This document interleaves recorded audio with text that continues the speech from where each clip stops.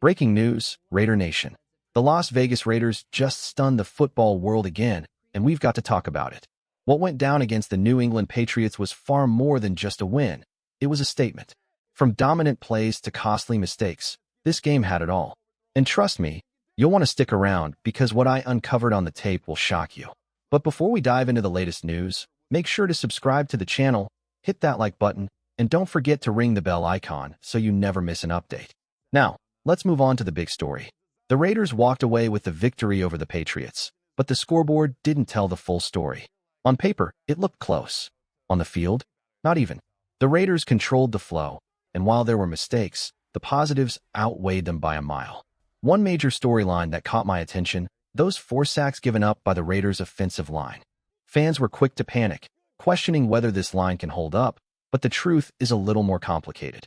On the first sack, things went wrong from the very beginning. Center Jordan Meredith made the wrong read, sliding protection to the left when the pressure was clearly coming from the right. That simple miscommunication left Geno Smith with nowhere to go. Rookie mistakes? Sure, but it's something that can be cleaned up with experience. What stood out, though, was how quickly Meredith adjusted. On the very next sack, he identified the correct defender, pointing out number 53 before the snap. The line actually picked it up perfectly. It just turned into one of those long-developing plays where the defense eventually got home. That shows growth, and that's exactly what you want to see from a young lineman learning the ropes. And while critics are pointing fingers at individuals, the truth is this. The Patriots brought 6 rushers against 6 blockers. That's winnable for the Raiders line, and with a little more chemistry, they absolutely can lock that down in future matchups. Now let's break down what really happened on those next sacks, because this is where the story gets interesting. On the second sack, you can't really blame the offensive line. It was 3rd and 8, a long developing play, and the Patriots brought pressure at the exact right time. Sometimes, defenses just dial up the perfect call against what the offense has drawn up. You're running deep routes. The defense sends the house. There's not much a quarterback can do. That one was less about failure and more about timing. The third sack, though, was a completely different situation. Inside pressure came fast and heavy. And it's worth pointing out that Christian Barmore and Milton Williams might be one of the nastiest interior duos in the entire league. They don't just plug gaps, they explode through them. The Raiders' interior linemen had their hands full, and even when you scheme it right, speed like that can just overwhelm you. Sometimes it's not about mistakes, it's about the defense flat out winning the battle. But the fourth sack? That one's on Jackson Powers-Johnson. He lost the rep clean, no excuses. And the frustrating part is we've seen this pattern before. Whether it's preseason or live game action, JPJ occasionally struggles to pick up defensive line stunts. It's not every time. There are plenty of reps where he handles it perfectly, but when he misses, it's costly. These are the kinds of plays that can flip momentum in an instant. Now, here's where the narrative gets tricky. A lot of people are saying JPJ had a terrible game, and that simply isn't true. Outside of those 2 negative plays, the sack and the earlier slip-up, he was dominant. He stonewalled defenders, buried guys into the turf, and even created lanes for Ashton Jeanty to rip off some of his best carries. The highlight reels won't show those pancakes, but the tape doesn't lie. Yes, the penalty and the sack stand out. But if you judge his entire game by those moments, you're ignoring a performance that was otherwise physical, aggressive, and flat-out impressive. JPJ wasn't the problem. He was part of the solution. One of the biggest highlights of the game came when Ashton Jeanty punched in that touchdown. And it all started with Jackson Powers-Johnson. Watch the tape. He goes one-on-one against Christian Barmore, holds his ground, and seals the lane perfectly. That block gave Jeanty the space to bounce outside and score. That's textbook execution, and it shows why the Raiders trust JPJ in isolation. And here's the part people often overlook. Offensive line strategy is a plan in itself. Just like Bill Belichick was famous for taking away an opponent's top wideout, offensive coaches set up protections with intent. Against the Patriots, the Raiders consistently slid protection left, which meant the center and left guard doubled on the defensive tackle, leaving JPJ in one-on-one battles. That wasn't by accident. That was trust. The staff clearly believes Powers-Johnson is their best interior lineman and can handle elite defenders like Barmore or Milton Williams straight up. The same principle applied at tackle. Colton Miller was left on an island again and again, while DJ Glaze often had extra help from Jeanty when he stayed into block. So if you're just box scoring it, saying Glaze didn't give up a sack while Miller did, it's misleading. Miller was taking the toughest assignments without safety nets and still holding firm. When you actually study the game, the numbers tell the real story. Miller and Powers Johnson had far fewer losing snaps than the rest of the line. Dylan Parham and Jordan Meredith had their struggles, and Glaze gave up more pressure than anyone else. But Miller? He was a wall. No sacks, no hits, barely even a pressure. He locked down his side from start to finish, and at times looked like a true all-pro caliber tackle. The bigger point here is simple. While the Raiders' offensive line as a whole had shaky moments, their two anchors, Miller and JPJ, were outstanding.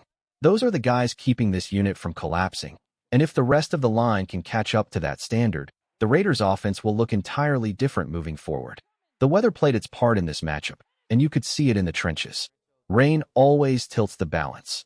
Defensive linemen struggle to explode off the line in pass rush situations, while offensive linemen lose traction in the run game. That's exactly why the Raiders' rushing attack sputtered. Ashton Janney finished with 19 carries for 38 yards, but here's the detail most people missed. His first 3 runs went for 22 yards. After that, as the rain poured harder and the field turned slick, his final 16 carries combined for just 16 yards. That's not a lack of effort. It's the conditions plus a tough Patriots front 7 doing their job. But if the run game stalled, Geno Smith made sure the Raiders stayed in control. He delivered 2 absolutely game-changing plays. The first came on the opening drive, a perfect read against a cover 0 blitz. Smith recognized the pressure, trusted Trey Tucker's speed, and dropped a strike for a massive touchdown. Tucker's route running has clearly leveled up. His burst off the line and separation were elite on that play. That single moment set the tone for the entire night. The second was just as clutch, even if it didn't make the highlight reels. Facing 3rd and 20 with over 3 minutes left, Smith hit Dante Thornton for 36 yards. Think about the stakes. If that play fails, the Patriots get the ball back with plenty of time to mount a comeback. Instead, Smith's awareness burned the clock, forced the 2-minute warning, and essentially iced the game. What stood out most was how prepared he looked for that exact situation. The Patriots had been blitzing on long downs all night, and Smith anticipated it. Whether by design or instinct, he rolled right, manipulated the pocket, and bought just enough space to get the ball out. Even in terrible conditions, with a wet, slippery football, he still launched a pass nearly 50 yards through the air. It wasn't perfect, but it was gutsy, and it was the play the Raiders needed to seal the win. When you boil it down, Janney battled, but the weather limited him. Smith? He rose above it. Those 2 throws were the difference between a nervous finish and a statement victory. On 3rd and 20, most coaches would play it safe. Run the ball, punt, and trust the defense. But this was different. Against a blitz-heavy Patriots team, the Raiders leaned into aggression, and it paid off. This wasn't just guts, it was preparation. What stood out was the design. Chip Kelly's influence on this offense is clear. Instead of relying on low-percentage heroics, the Raiders leaned into well-crafted misdirection. Brock Bowers sold a block on a screen look. Dante Thornton cleared the defense by stretching the field deep, and suddenly the Patriots were caught flat-footed. 30 yards, almost effortlessly, because the defense expected something else. That's not luck, that's scheme. And then came another wrinkle. A subtle route design, built for exactly this kind of opponent. The Patriots live in man coverage, so Kelly dialed up natural picks and angled routes to force defenders to fight through traffic. Michael Mayer executed perfectly, freeing up Bowers for an easy catch and run. The result? Nearly 40 yards gained on what looked like a simple short throw. It's the type of play where the design does most of the work, and the execution makes it unstoppable. Even Trey Tucker, a player once seen as just raw speed, showcased growth. His deep-out route was polished, shoulder fake inside, sharp break outside, perfect timing with Geno Smith. The Patriots' zone coverage couldn't keep up. That's coaching plus development. Tucker's speed will always be his weapon, but this season he's learning to pair it with precision. And when that happens, you don't just have a track star. You have a real receiver. All of it points to a bigger theme. This Raiders offense is evolving. These aren't generic plays you see every week in the NFL. They're situational strikes, carefully placed into the playbook for exactly the right moment. And when you face a defense that blitzes often and trusts man coverage, those designs can flip the game in an instant. 4th and 1. Everything's on the line.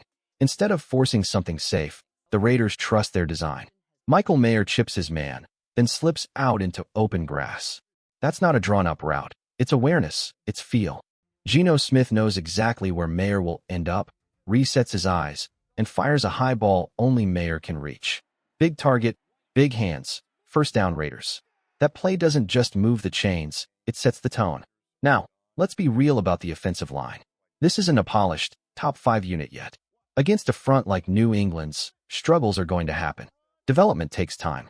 Young players like Caleb Rogers and Charles Grant have talent, but talent has to grow before it becomes dominance. Until then, consistency in the run game will come and go. That's the reality. But while the offense battled, the defense told its own story, one with very different characters. Let's start with Tyree Wilson. The stat sheet says sack and quarterback hit. The film tells another story. His sack? That was all Max Crosby. Crosby splits a double team, flushes the quarterback, and Wilson just cleans it up. The QB hit? A protection bust left him untouched. Those aren't wins you build on. Those are gifts. Outside of those two plays, Wilson was invisible as a pass rusher. He plays the run hard. He's physical, he hustles. But right now, he's not an impact player. And that's a problem when you were drafted to be one. Compare that to Crosby. He wrecks pockets. He changes protections. He forces mistakes that other guys benefit from. That's what being elite looks like. Wilson, at least for now, is effort over dominance. Maybe he develops, but the gap between him and Crosby couldn't be clearer. On the other hand, Malcolm Kuntz was used almost exclusively as a pass rusher, and that role fit him. Fresh off injury, he still flashed quickness and bend.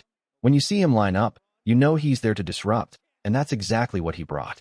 It may not have been a stat-stuffing night, but it showed the staff trusts him to bring pressure consistently. So, the picture is mixed. An offense showing creative flashes but still needing growth in the trenches, and a defense anchored by one superstar while searching for the next. When you look at the Raiders' defensive front, one thing jumps off the film. Malcolm Kuntz is trending toward being that guy. Not just a role player, not just depth, but a legitimate top 10 caliber pass rusher. The difference between him and Tyree Wilson is night and day. When Kuntz wins, he earns it. He beats the man in front of him, bends around the edge, and makes the quarterback feel it. Even if the staff is easing him back, limiting him mostly to passing downs, the flashes are undeniable. Once his snaps go up, watch out. Now, let's pivot to Max Crosby. Some people said he didn't have a great game. That's crazy talk. The stat sheet might not scream dominance, but the tape does. Over and over again, Crosby tilted the field. He forced throws off target, he hurried decisions, and he set up teammates to eat. That interception from Isaiah Polamau. It doesn't happen without Crosby drilling the quarterback mid-release. Hunter Henry's near catch on the sideline. Crosby again, hitting the QB and forcing the ball high. Even Tyree Wilson's sack traces back to Crosby collapsing the pocket first. This wasn't just a good outing. This was vintage Max Crosby, the kind of performance that wrecks entire game plans. He even came inches away from a strip sack late, ruled incomplete by the refs, but you could feel how close he was to sealing the game himself. And then there's Adam Butler, the unsung hero. The wet field slowed him down a step, and he doesn't have the same burst as Crosby or Kuntz, but don't let that fool you. He stacked 6 or 7 legit winning reps. The QB just managed to slip away. On a dry surface, a couple of those pressures probably finish as sacks. Butler doesn't get the headlines, but his impact is real. Add it all up, and the Raiders' defensive line looks like it's starting to click. Crosby is the star, Kuntz is emerging, Butler brings steady disruption, and even rotational guys like Thomas Booker and Janarius Alulu chipped in positive plays. Once the weather clears and footing improves, this unit has the potential to overwhelm quarterbacks, not just pressure them. Jamal Adams only played 27 snaps. That's it. But in those 27 snaps, he played like a man possessed. It felt like every other defensive highlight had his fingerprints on it. 3rd and 1. He diagnoses the run instantly, sidesteps the block, and buries the back short of the marker. That's not just a stop. That's forcing a punt in a one-score game. On blitzes, Adams was even nastier. He went head-to-head with Will Campbell, the 4th overall pick, and slipped past him like it was nothing. Time and again, he found ways to knife through traffic and get right on top of the quarterback. Even on screens, you could see the difference. The offense thinks they've got numbers, but Adams reads it a split second ahead of everyone else and shuts it down before it ever develops.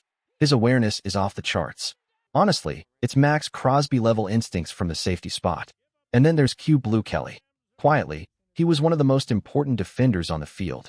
2 pass breakups, sure tackles against the run, and sticky coverage all night long.